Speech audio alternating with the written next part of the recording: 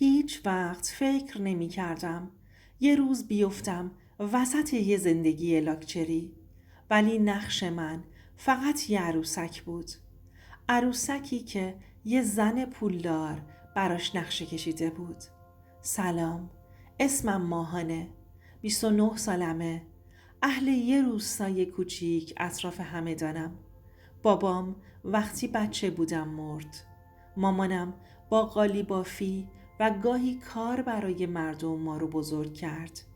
بچگیمو با کارگری، بیپدری و قسط و قرض گذروندم.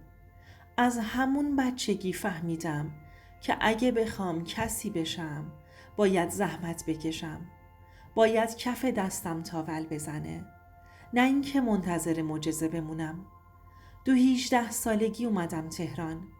تو کارگاه سنگ بری کار میکردم. دستم پر از خاک و سیمان بود. شبها توی پارک میخوابیدم با یه تکه نون خشک و یه بطری آب. همه چیز برام سخت بود، ولی یه چیزی ته دلم روشن بود. یه امید، یه انگیزه برای ساختن خودم. 3 سال بعد تونستم با کلی زحمت، با قرض کردن، یه مغازه کوچیک توی یه پاساژ خالی تو حوالی شریعتی اجاره کنم. کارم شد فروش پوشاک مردونه. سودم کم بود، نه اینکه پولدار بشم، ولی آروم آروم زندگیم چرخید و راه افتاد.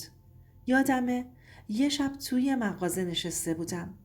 داشتم با خودم فکر می کردم که چرا هیچ وقت کسی ازم نپرسید خسته ای ماهان؟ همیشه باید قوی می موندم، حتی وقتی از درون له می شدم. تا اینکه اون روز رسید. یه خانومی اومد مغازه، قد بلند، لباس مشکی شیک، با کلاس، عطر گرون قیمت. یه زن 40 ساله، ولی خیلی جذاب بود. انگار به دنیای ما تعلق نداشت. عطری که زده بود کل مغازه رو پر کرده بود.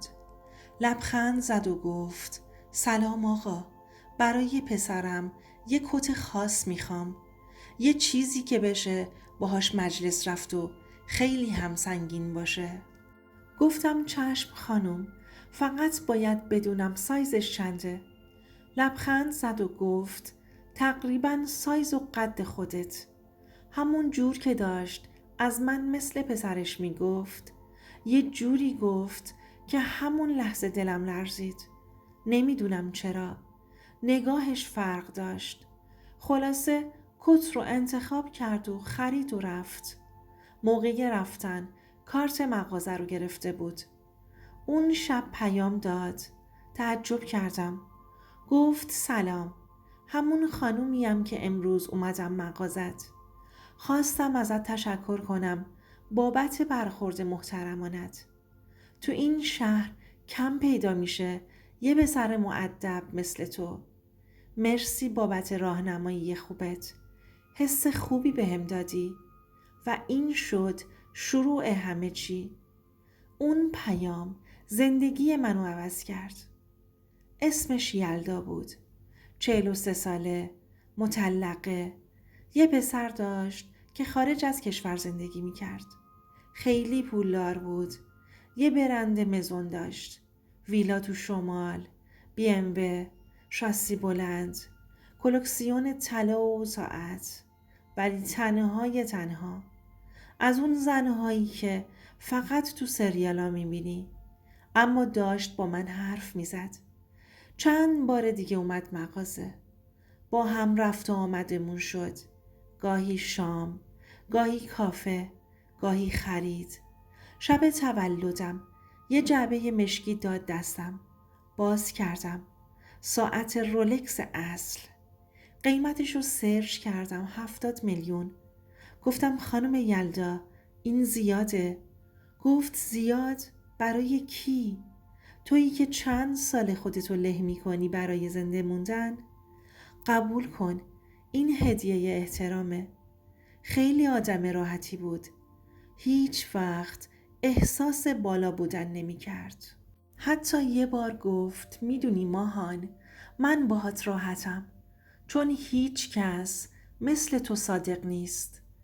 اولش فکر میکردم فقط یه رابطه دوستان است، ولی وقتی شب تولدم یه ساعت رولکس بهم هدیه داد، فهمیدم موضوع فرق داره. بعد اون شب همه چیز عوض شد. یواش یواش تماسهاش بیشتر شد، حرفهاش عمیق‌تر، نگاههاش متفاوت‌تر. حتی دیگه تماسهای نصف شبی داشت. یه بار گفت ماهان، تو یه چیز خاصی تو نگاهت داری، نمیدونم چیه، ولی انگار پسر خودمی، ولی یه جور دیگه. قلبم لرزید. بینمون یه رابطه عاطفی شروع شد، ولی نه مثل دو آدم همسن و سال. من حس می کردم باید جای پسرش باشم، ولی اون جوری نگام می کرد که انگار مرد زندگیشم. منم آدم بودم، میخواستم یکی هوامو داشته باشه. توی دنیا هیچ کس غیر از یلدا نبود که حتی یه بار بپرسه خسته یا نه. و من کم کم وابسته شدم. کم کم دیگه نذاشت برم مغازه. گفت حیفه که اونجایی، بیا با من کار کن، همه چیو میسپارم بهت، فقط کنارم بمون. و من قبول کردم. یه اتاق برام درست کرد تو دفتر مزون خودش با تابلوی مدیر اجرایی. از اون روز همه چیز رنگ عوض کرد. صبح بیدار می شدم، با ماشین یلدا می رفتم دفترش به اسم مدیر اجرایی.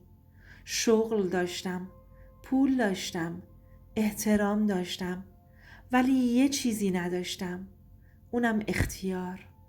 صبح با رانندش می رفتم، شب با خودش برمی گشتم. لباسامو اون می خرید، گوشیمو عوض کرد، حتی یک کارت بانکی داد با سقف خرید باز. به ظاهر همه چی عالی بود، خوشحال بودم، ولی ته دلم یه چیزی می گفت که این قضیه پایان خوبی نداره. من داشتم پول می گرفتم که باشم، نه برای کارم، نه برای فکرم، فقط برای بودنم. ماه‌ها گذشت. من دیگه اون پسر مغازه‌دار ساده نبودم. لباس گرون می پوشیدم، کفش ایتالیایی، ساعت رولکس، موبایل آخرین مدل. شده بودم یه مجسمه لوکس، یه دستیار خوشتیپ که تو مهمونی ها با یلدا می چرخید. نگاه به جمع می کرد، فقط لبخند می زد. حتی یه بار یکی گفت یلدا، شوهرت خیلی خوشتیپه. یلدا خندید و چیزی نگفت، فقط دستمو گرفت، محکمتر از همیشه. از اون شب یه چیزی تو دلم مرد. یه روز وقتی تو آینه به خودم نگاه کردم، حالم از خودم به هم خورد. من کی بودم؟ مردی که بدون یلدا هیچ چیز نبود. یه بچه که یه زن پولدار خرجش رو میداد، وقت میذاشت براش و تنهاییشو با اون پر میکرد. بدترش این بود که فهمیدم اصلاً من براش مهم نیستم، فقط جای خالی پسرش رو پر میکردم. حتی اسم منو تو گوشیش به اسم پسرش سیف کرده بود. اون شب وقتی دیدم اسمم رو گوشیش چی سیف کرده، نتونستم بخوابم. همه چیز مثل یه فیلم تو ذهنم چرخید. لباس هام، ماشین سواری هام، خنده هام تو یه کافه، همش فیک بود. دست و پام شروع کرد به لرزیدن. گریه نکردم، اما غرورم له شده بود. صبح زود بدون اینکه بیدارش کنم ساکم رو بستم. وسایلمو جمع کردم و فقط یه یادداشت براش گذاشتم روی میز.